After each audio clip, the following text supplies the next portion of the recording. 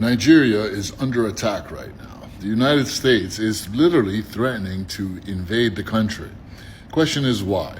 The excuse they're using is there is a genocide of Christians in Nigeria by Muslim extremists. So you know it's absolutely not that.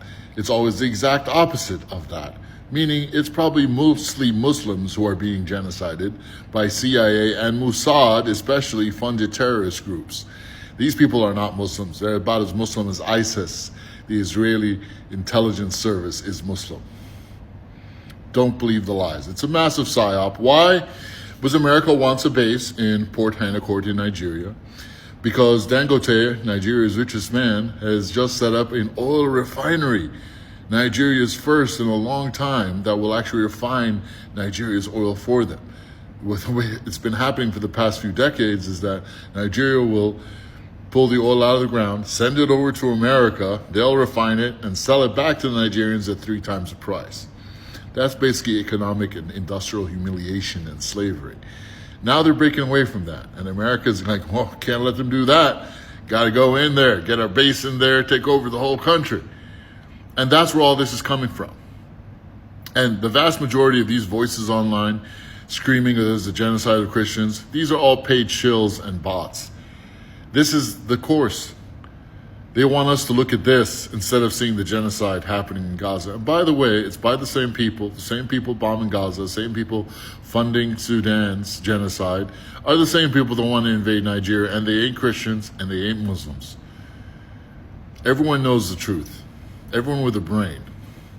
Anyone that is going against it is either a complete and total donkey or a paid operative, and they're not even paying that much.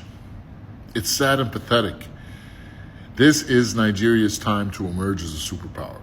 We need to knock back this whole psyop in their face, show them, no, we're not going to fall for this.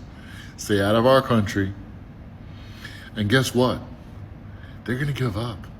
The United States is a fading superpower. They can't even control their own backyard. They're trying to invade Venezuela. They'll fail at that too. Kick them out of Africa. Show them they have no power in Nigeria, and guess what's going to happen? Nigeria will emerge as a superpower in the next few years, I promise you. Because if they know they have no power there, they're just going to give up. And guess what? What's happening in Burkina Faso, Mali, and Niger, that's scaring them too. They know that wave will spread unless they get their hooks into Africa's most populous nation, which is Nigeria, and Africa's biggest economy, which is also Nigeria, and the country in the world with the most potential in the world, which is also Nigeria. Yeah, I love the Nigerian people. I have particular love for you guys. I'm Egyptian. I grew up in America.